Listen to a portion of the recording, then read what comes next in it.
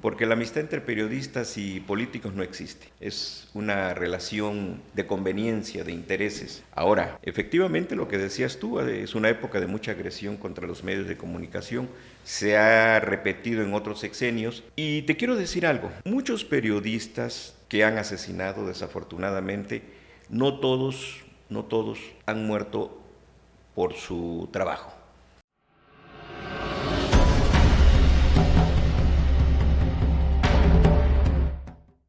Buenas tardes. Estamos aquí grabando el capítulo 2 de la segunda temporada de Expreso y Late, aquí en NB, Periodismo de Investigación. Buenas tardes a todos. Carlos Jesús Rodríguez, periodista, columnista, reportero, director general de gobernantes.com. Bienvenido. Gracias por haber aceptado la invitación para platicar aquí con Alfredo Bielma Villanueva, que no necesita presentación porque él es de los fundadores de este programa, de este proyecto, aquí desde hace 3 meses estamos viendo aquí, y además él forma parte también de todo este... Déjamela en reportero nada más.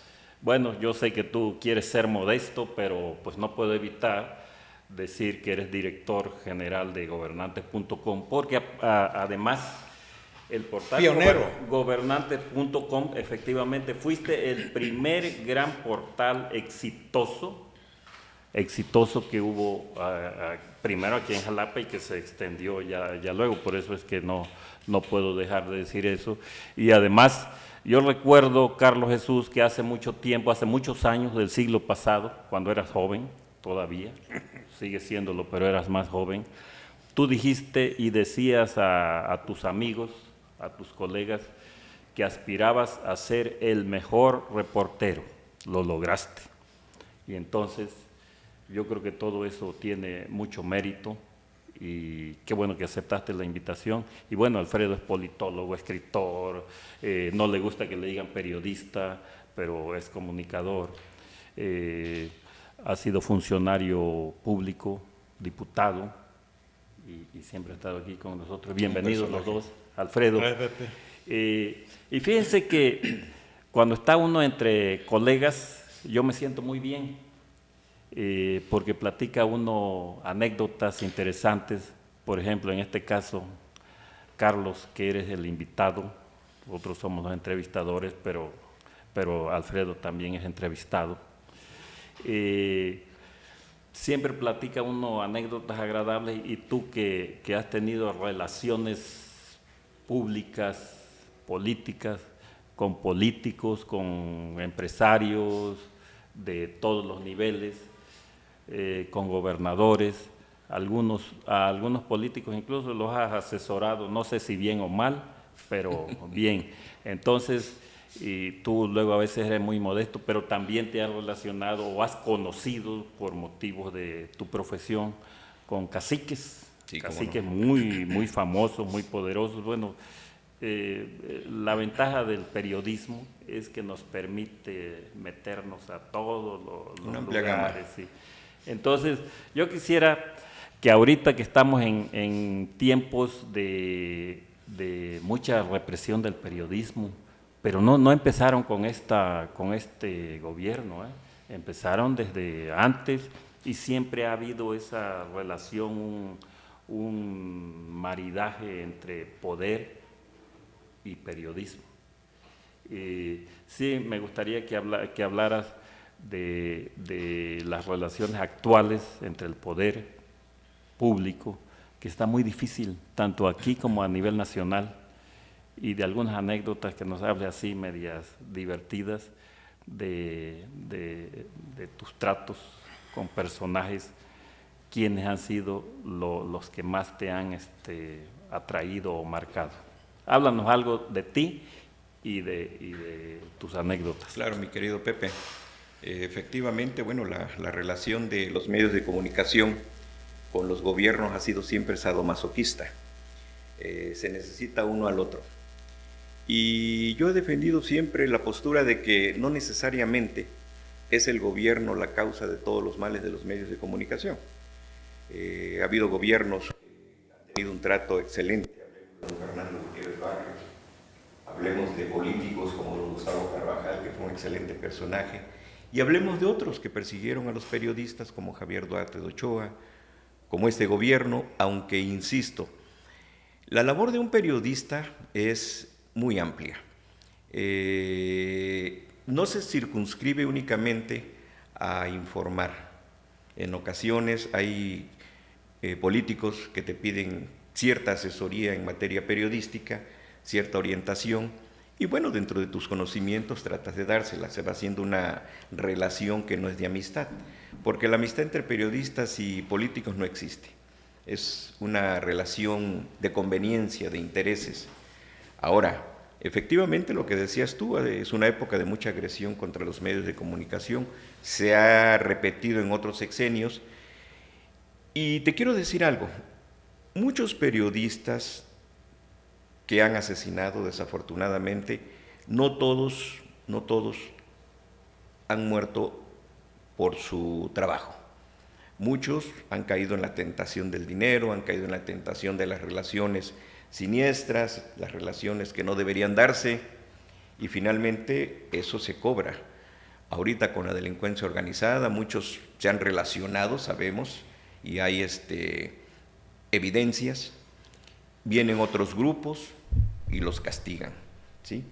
El periodista para mí debe ser alguien que no debe andar a la casa del dinero. Normalmente muchos periodistas salen a la calle porque ya hay muchos, entre comillas, periodistas que se formaron a partir del desempleo que se está dando. Tú encuentras en la calle una persona con un celular, graba un evento y es un periodista, y eso no es un periodista. Creo que un periodista, un reportero es el que sabe redactar. O sea, grabar con un teléfono, hacer preguntas, eso no es ser periodista. A lo mejor puede ser un entrevistador, pero sentarlo en una computadora y que te redacte una nota, que te dé un punto de vista, un análisis, no lo puede hacer. Para mí un periodista debe ser alguien que se dedique exclusivamente al periodismo, que informe con transparencia, que investigue, que dé puntos de vista diferentes y que no le sirva tanto al dinero que da el político. Ahora ya no tanto, pero antes un periodista era callado normalmente con dinero, y cuando no le satisfacía al periodista el dinero, entonces entraban otro tipo de agresiones. Vivimos muchos casos en el puerto de Veracruz de muchos periodistas que asesinaron y que después supimos en qué pasos andaban. Y eso yo creo que es deleznable tanto para el periodista, pero sobre todo para la familia del periodista, que al final del día termina pagando las consecuencias de los actos que no deberían cometer. Fíjate, Alfredo, que de lo que dijo ahorita Carlos Jesús y de todo todos estos temas, yo te quiero preguntar a ti, aparte de que le comentes lo de Carlos, tú vienes desde la época de Murillo Vidal, fuiste su secretario privado, conociste a muchas personas ahí, eras muy jovencito, y luego fuiste diputado, fuiste parte del gabinete de Hernández Ochoa y de don Agustín, y luego seguiste en otros puestos con Miguel Alemán, ya de otra jerarquía, pero siempre muy adentro, y además de escritor y politólogo, pues ahora eres columnista, pero tú normalmente como que dices, oye, a mí no me metas en el gremio de los periodistas. Es que es más bien articulista, no lo ¿no? soy. Sí, pero como comunicador. Entonces, y de lo que dijo Carlos Jesús ahorita, y de las relaciones con el poder. Y además hay muchos políticos que se metieron en estos tiempos a escritores, a columnistas, y hace unos días nos acordábamos con Carlos de algunos, pero hay muchos más que se nos van ahorita, que como que ejerce una fascinación el periodismo, se meten, y ya luego ya se confunden, y otros periodistas quieren ser políticos y los políticos quieren ser columnistas. ¿Qué opinas de eso? Quizás sea una deformación profesional mía, porque en la Escuela de Ciencias Políticas de la UNAM, cuando yo estudié, y todavía siguen las 4 especialidades, una de ellas era periodismo, así se llama, periodismo, ahora de comunicación social. El plan de estudios de aquella época era tan completo que quien salía de la carrera de periodismo salía con un bagaje cultural y de conocimientos políticos, geográficos, culturales, extraordinario. Por esto es que digo, yo no puedo ser ese tipo de periodista. No, zapatero a tu zapato. Me gusta, y siempre me ha gustado, porque en la escuela fui director del periódico Mural. Me gusta escribir lo que pienso, decir lo que quiero y pienso, no quedarme callado. Y cuando no escribía me sentía yo constreñido a mi persona, de tanto que quería yo decir o escribir y no encontraba yo la forma de externarlo hacia la sociedad. Y bueno, justamente con Carlitos en Gobernantes me dio la oportunidad de iniciar la columna y le puse Camaleón a la columna así, porque en ese momento estaba yo escribiendo un libro, justamente El ocaso del camaleón, y se lo puse después de haber escrito el texto. Me dio trabajo conseguir el título y se me ocurrió, bueno, el camaleón, que tiene en su forma natural de vida, pues esa forma de cambiar de color según las circunstancias, para acoplarse, como el político las coyunturas, ¿no? Y, bueno, pues, ¿y por qué el ocaso? Porque en el texto del libro, pues narro mucho de lo que fue o de lo que ya había sido hasta la década de los años 10 de este siglo. O sea, era el ocaso de toda una época, de muchísimos políticos, y que Fidel Herrera, con la juventud que aún tenía como en su carácter de gobernador, pues ya era la última generación. Falso, porque luego llegó Miguel Ángel Yunes, ¿no? Menor que el propio Fidel. Pero en términos generales, en la clasificación, pues sí, era un cambio generacional. Y escribirlo, pues me pareció interesante, al menos pues era el punto de vista mío, un enfoque personal, producto de mis experiencias de vida y de la observación, por supuesto, ¿no? Porque además, el licenciado en Ciencias Políticas, o todos los de las ciencias sociales, son científicos sociales, ¿no? Por eso a mí me aterra luego escribir algo que no pudiera yo comprobar. Si yo escribo algo y me llaman luego a un ministerio público, por ejemplo, oiga, a ver, compruébemelo. No tengo forma de comprobarlo, ¿no? Por eso no lo escribo. Por eso lo que escribo debe estar firmemente fundamentado en mi criterio, por supuesto, pero de ninguna manera en base a datos que pudieran afectar a cualquier otra circunstancia. Oye, Carlos, el periodista o el reportero, para mejor ser más concreto, es un observador nato de toda la realidad. Y, por ejemplo, en el caso tuyo, que has conocido a varios gobernadores, Alfredo obviamente que más, porque él empezó mucho antes, como reportero, ¿cómo describirías en breve párrafos, en pocas palabras, a cada uno de los gobernadores que has conocido? ¿Qué calificación le darías? Y luego te voy a preguntar concretamente de uno con el cual tuviste una experiencia bastante desagradable, o por lo menos durante su gobierno, que fue una agresión hacia tu persona muy comentada, incluso a nivel nacional. Si tú quieres comentar ese caso de 1911, del 2011, perdón, el 10 de mayo, aquí en Jalapa, que fue una agresión tremenda. Este gobierno también ha cometido agresiones, pero la agresión contra ti fue infame. ¿Cómo calificarías a los gobernadores? Y luego nos hablas de ese episodio dramático.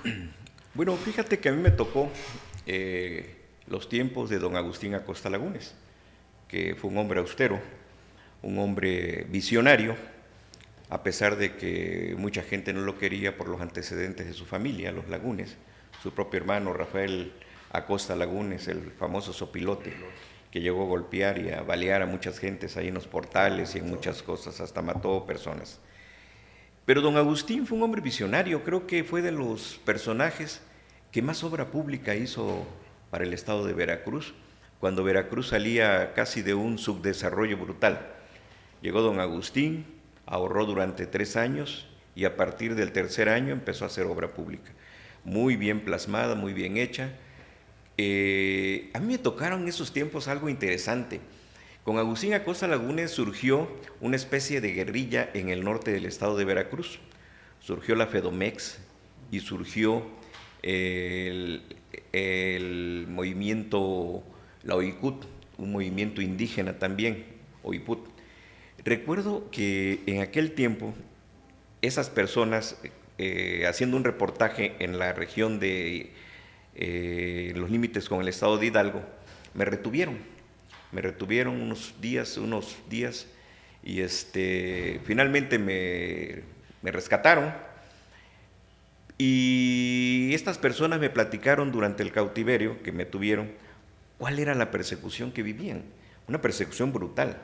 Te quiero decir que los días que yo estuve retenido me daban de comer frijoles, tostadas en comal y café negro, o no sé si era café, pero sabía a algo.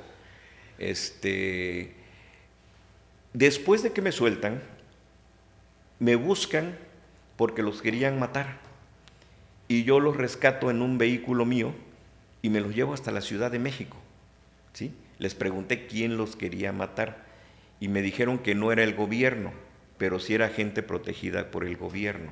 A veces toda la culpa se le carga a un gobierno, pero hay paramilitares, o había paramilitares en la zona norte del estado, como los Cabrera Sagún, que lo recuerdas muy bien, gente Sahagún, que los metieron a la cárcel, los caciques Eloy Centeno y Sisto Cordero, que el pueblo se le rebela, viola y quema a las esposas, los cuelgan a ellos terriblemente, los apuñalan, y me cuentan la historia, y yo me presté y los llevé a una casa de seguridad que tenían a un lado de la avenida Zaragoza en la Ciudad de México. Yo entré a un cuarto de donde estaban y solamente había maletas colgadas. Era gente que ya estaba presta para rebelarse, ¿sí? A mí me llamó mucho ese tipo de movimientos, y a partir de entonces hice muchos reportajes en la sierra, sobre todo en el norte del estado. Hice reportajes acá en el sur, en la zona centro, donde descubrí que algunos sacerdotes que practicaban la piedad en realidad eran propietarios de extensas tierras. Tuve incluso una amenaza del entonces obispo Sergio Beso. Me dijo que podría ser hasta excomulgado por escribir lo que escribía. Y le publiqué un parrafito que lo recordaron muchas personas, que dije que si Jesucristo se viera en ese crucifijo de brillantes, quizá se bajaría de la cruz. Eso me costó que me despidieran del dictamen. Me despidieron del dictamen, dejé de ir durante 15 días, y Jorge Malpica, que era el más de los periodistas de los Malpicas, el que más entendía el periodismo, me habló y me dice: Carlos, ¿por qué no has venido a trabajar? Le dije: pues me despidieron. Dice: pero preséntate a trabajar.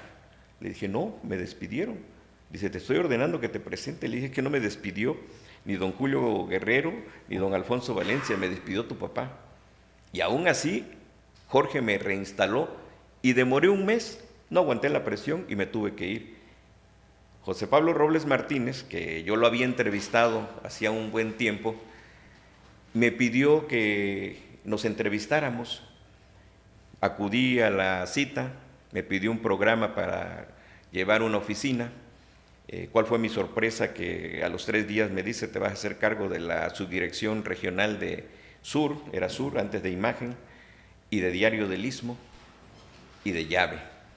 Y estuve durante 10 años al frente de esos medios aquí en el Pasaje Thanos. Hice también con José Pablo empiezo la columna, por si acaso, cuyo título, increíblemente, se lo debo al maestro Poceros, José Luis Poceros, porque al mismo tiempo yo escribí una columna con José Luis Poceros y me dice, Poceros, ¿por qué no la titulamos como una duda, por si acaso? Me gustó el nombre y se lo pusimos. Y me hice columnista. Realmente lo mío era andar haciendo reportajes serranos, conocer la necesidad de la gente. A la fecha, por eso tal vez sigo siendo un tanto crítico. Me lastiman los ancianos que veo en la calle, los niños que andan pidiendo limosnas en los cruceros, me lastima la necesidad de la mujer que no tiene ni qué comer. Y se me hace injusto que los gobiernos, teniendo recursos para gastarlos en tantas cosas, no puedan tener asilos para esos niños y para esos ancianos y para refugios para mujeres. Es increíble que se gaste el dinero en tantas cosas. La vida me ha permitido conocer mucha gente, como dices tú. Me permitió conocer a don Fernando Gutiérrez Barrios, que para mí fue un caballero, que siendo secretario de Gobernación me contestaba el teléfono. Un día, ya siendo secretario de Gobernación, un compadre mío quería ser alcalde de Camarón de Tejeda y me pidió que le hablara. Y yo no quería molestarlo, dije, no me va a contestar, ya no es gobernador, ya es secretario de Gobernación. Finalmente le marqué y me contestó su secretaria y me dice, licenciado Carlos, el señor Fernando Gutiérrez Barrios no se encuentra, pero se va a reportar. Nos tomamos unas copas en la casa de mi amigo y como a la hora recibimos una llamada, contesta mi amigo y me lo pasa con el rostro azorado y contesto, era Fernando Gutiérrez Barrios que me decía, ¿en qué le puedo ayudar, mi querido amigo? O sea, ese tipo de gobernadores ya no hay. Son personas atentas. Políticos, ¿sí? Alemán, también un personaje que a pesar de que venía de la burguesía, era un hombre atento, responsable. Tenía un hombre que le manejaba las cosas, como Alejandro Montano. Chirinos fue retraído, pero Miguel Ángel Yunes ejerció en ese tiempo, después cambió un poco, una política de represión espantosa también contra muchas gentes. Le pagó muy caro incluso el haber ejercido ese tipo de acciones, porque perdió casi todos los municipios del estado de Veracruz el PRI. Y finalmente, bueno, pues como me preguntaste, Duarte, bueno, con Fidel Herrera no te puedo decir muchas cosas. Guardo una enorme gratitud con Fidel Herrera, creo que ha sido para mí uno de los mejores gobernadores que ha tenido este estado.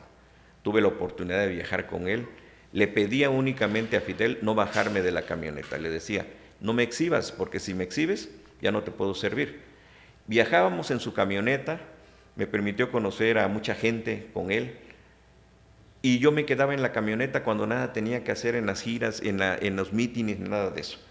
Nos íbamos a comer, platicábamos, me preguntaba una opinión, yo se la daba, tal vez alguna le sirvió, otra no. Le propuse muchos proyectos que puso en práctica, lo cual me llena de satisfacción. Y me pagó.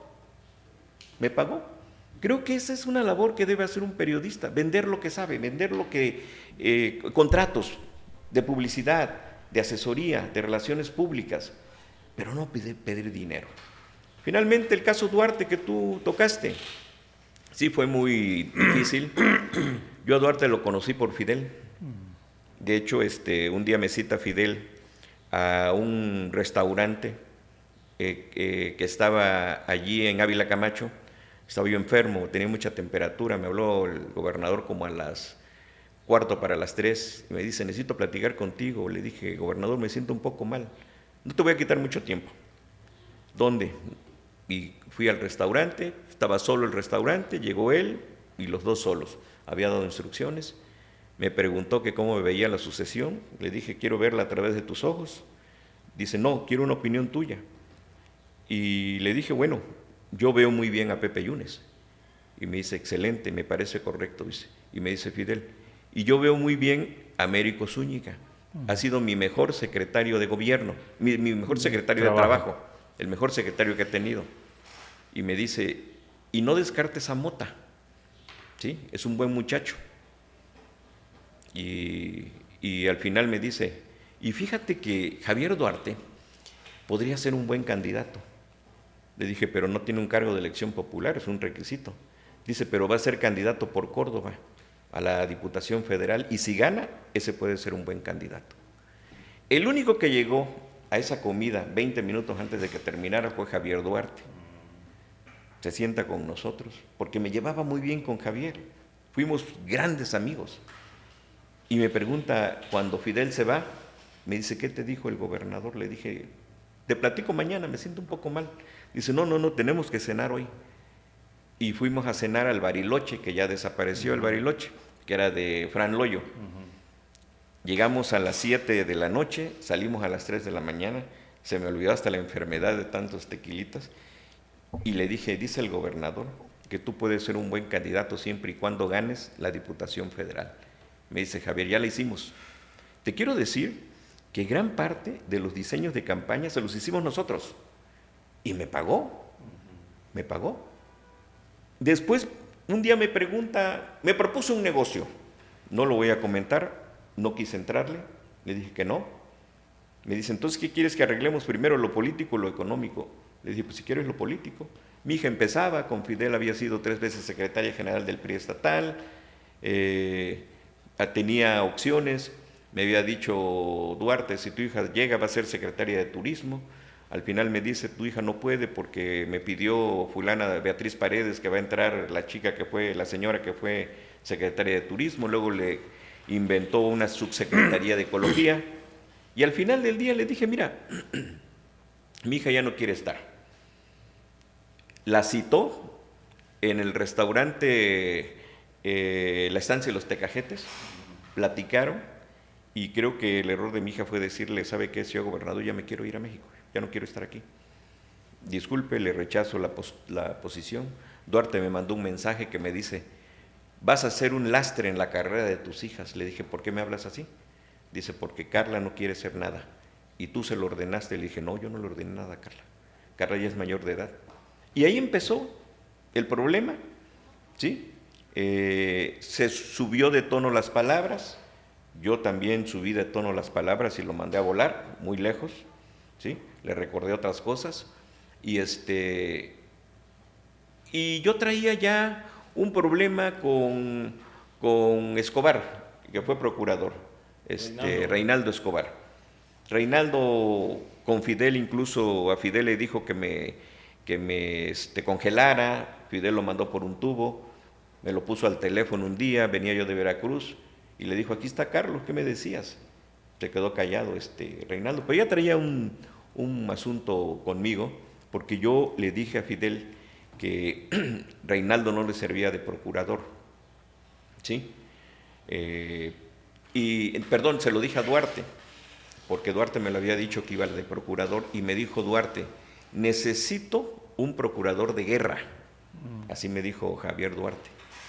Yo entendí que venía una especie de represión muy brutal, no solamente contra mí, contra todos. Finalmente, bueno, la historia del 10 de mayo de 2011, mucha gente la conoce. El levantón ahí, la golpiza, estuve un mes hospitalizado en el Ángeles. Javier inventó otras cosas de que yo andaba no sé en dónde, lo cual no era cierto.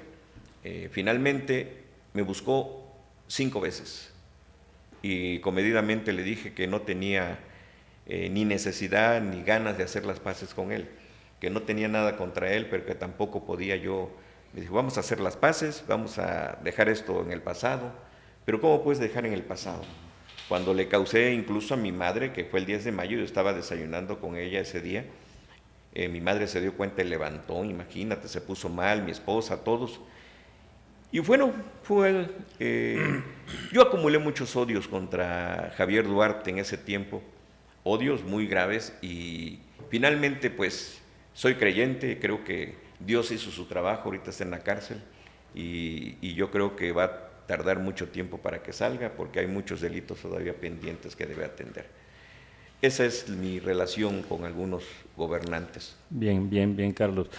Alfredo, antes de que le preguntes o le comentes algo a Carlos, dame chance nada más de preguntarle brevemente algunas anécdotas con caciques y políticos, aunque ya mencionaste a los gobernadores, que te hayan marcado para bien o para mal, porque son cosas que a veces no se escriben, pero sí tú conociste a la mayor parte de los caciques, algunos más peligrosos que otros. Fui amigo de Margarito Montes Parra, amigo, y te quiero decir que un día yo tenía un carro, nada más, y un día me dijo Margarito, oye, ¿y nomás tienes un carro? Le dije, sí, era un Chado, muy bonito, y me dice, oye, ¿y tu esposa en qué se mueve? Le dije, pues se lo presto o la llevan, y le regaló un Volkswagen 1973, nuevecito de agencia, se lo compró y se lo mandó a su nombre. Mi esposa dice, ¿qué hago? Lo acepto. Le digo, bueno, pues no tengo ningún compromiso con Margarito, es mi amigo. Margarito Montes Parra fue un hombre, cuando se fue a Hermosillo, a Sonora, yo le había dicho que ya no regresara, porque ya tenía problemas allá en Sonora. Iba yo rumbo a México, estaba yo comiendo en un comedero ahí por Las Vigas, cuando me dieron la noticia de que lo habían asesinado. Yo lo quise mucho, Margarito, lo defendí siempre. Tuve otros amigos como Rubén Rivera, el gran cacique de Tierra Blanca, también se lo advertí. A Rubén lo secuestran, lo asaltan primero, le quitan un Rolex y le quitan la camioneta. Y me habla como a las 8 de la mañana, Rubén, me dice, Carlos, mijito, dice, así me decía mijito, dile a Fidel que si esto le hacen a Rubén Rivera, ¿quién no le harán al pueblo? Y le hablé al gobernador, le digo, oye, Fidel, fíjate que acaban de asaltar a Rubén, le quitaron el Rolex y la camioneta. Se la repusieron. Después a Rubén lo secuestran. Gente del mismo pueblo, chamacos que se volvieron delincuentes. Y lo tienen retenido como 10 días. Lo sueltan, no sé si pagó o no. Un día me manda a llamar Rubén, comimos ahí en su restaurante, Los Caporales, en Tierra Blanca, y entre la plática salió, le dije, tío Rubén, ¿cómo te liberaron? Dice, luego te platico, lo único que te quiero decir es que de todos esos nomás dejé uno. Y le dije, craso error, Rubén, craso error. No regreses a Tierra Blanca porque te van a matar. Ese uno que dejaste te va a matar. Al poco tiempo, estaba desayunando por la tinaja cuando me hablaron, uno de sus hijos, que le habían dado 42 balazos a él y a otro de sus hijos, Rubén Rivera. Aquí Bielma me acompañó alguna vez a uno de sus cumpleaños, que de pronto nos sorprendió cuando empezaron a llegar ministerios públicos, jueces y todo. No a detenerlo, a convivir con él, mano, eran unos fiestones tremendos. Bielma también me acompañó con Cirilo Vázquez muchas veces, que fue otro de los caciques que tuve el privilegio de conocer, que lo quise muchísimo a Cirilo, se me hace un hombre cabal. Nunca me metí en sus negocios, alguna vez lo escuché pedir un crédito de $100 millones para una fábrica de bicicletas, que exportaba bicicletas a Guatemala y a Salvador. Conocí sus ranchos, el Ocú de 2.500 hectáreas, conocí muchas cosas de él, conviví mucho en México, era querido en la Ciudad de México por mucha gente. Y hay una visión errónea de los caciques. Los caciques fueron el poder tras el trono del PRI. Finalmente los gobernadores tenían ramificaciones en diferentes partes del estado, como del país el presidente, y le encargaba una región a cada uno de estos caciques y respondía por ella. El problema fue cuando estos caciques empezaron a salir del control, ¿sí? Se empezaron a salir del control, empezaron a cometer asesinatos, asaltos. Yo conocí, porque a Tierra Blanca, la casa de mi padre, casa muy grande, 3.500 metros, donde llegaba mucha gente a comer jueves, viernes, sábado, lo recibía él, lo querían mucho. Y llegaba Tomás Sánchez Vitorero, el famoso Tomasín, ¿sí? Y llegó alguna vez Toribio Gargallo, ¿sí? Lo conocí, tuve la oportunidad después de entrevistarlo, y todo el mundo hablaba de que eran personas nefastas, asesinos. Al final del día, al igual que Judas servía algo y venía predestinado a algo, ellos eran usados por los gobiernos para algo. Los usaban, les mantenían el control en las regiones. No había tanta problema como ahora. La delincuencia se ha difuminado, se ha atomizado, ¿sí? Por un líder delincuencial que matan, surgen 30, y ahora ya no tratas con uno, tratas con 10,000. Entonces, para mí, los caciques tuvieron un objetivo. Ya se cumplió, fueron sepultados ahora por otro cacicazgo que es la delincuencia, y creo que es mucho más peligroso. Yo prefiero no hablar de esos temas, pero conocí a esos caciques y a otros más, y me parecieron personas que Cirilo Vázquez llenó de templos la zona sur. Si le pedían una iglesia la hacía, si le pedían caminos los hacía, cosas que no hacía el gobierno. Un día le pregunté a Cirilo, oye, ¿y tu fortuna a qué se debe? Y me dice Cirilo Vázquez, soy asaltabancos. Me quedé sorprendido. Dice, bueno, yo los asalto con el lápiz, con la pluma. Préstamo. ¿Sí? Cirilo pedía un préstamo, por decir algo, de 10 millones de pesos y daba como garantía un terreno que valía 100,000 pesos. Y lo dejaba perder, pero ya tenía el dinero. Eso fue porque antes te lo permitía el gobierno, Banobras. Banobras controlaba todo esto. Y eran otros tiempos, mi Pepe. Otros tiempos que felizmente no han cambiado, han empeorado. Ahora es difícil, ahora es muy complicado tratar a quienes controlan el poder regional en el Estado, en el país. Y de hecho cambiaron los actores, ¿no? Porque antes eran los caciques los que le servían al gobierno, y ahora son los jefes del crimen organizado los que también están en complicidad con el gobierno. Sí. Cuando ya un cacique ya no le servía al gobierno, ya no le era útil, lo inutilizaban de una u otra forma. Don Fernando Gutiérrez Barrios metió a muchos a la cárcel. Sí, incluyendo a Cirilo. Y persiguió a Felipe Lagunes. Sí. ¿Sí? Bueno, don Agustín persiguió a Felipe Lagunes. Y así se fueron, ¿no? Y ahora, en la actualidad, igual, al jefe de un cártel ya no es útil, pues le echan y lo acaban, pero surgen otras cabezas, o es para que un cártel de acá se apodere de esa plaza. Definitivamente. Pero eso es. Carlos Jesús Rodríguez, director general de gobernantes.com. Muchas gracias. Y a Alfredo Vielma Villanueva, ¿quieres rematar, por favor, este programa? Gracias por la invitación, Pepe. Comentario. ¿En qué remato? Remata con un comentario que tú quieras, ya sea una pregunta a no, Carlos. Ya se cumplió la hora. Bueno, aunque sea de un minuto. Muchas felicidades.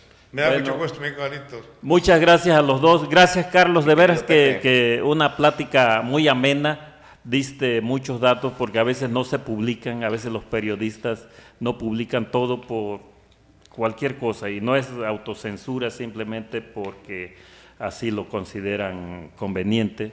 Y en tu caso, que conoces y que has vivido mucho, debes tener muchas anécdotas más, mucha información que no has publicado. Y no por otra cosa, sino porque tú decides que no es porque te la confían, conveniente. Pepe, ¿sí? Y yo creo que cuando te confían una información no puede ser indiscreto. A mí se me hace lo más cruel. Así es, sí. Gracias, Carlos. Gracias a todos los amigos que nos ven, nos escuchan. Nos vemos en el próximo programa de Expreso y Late.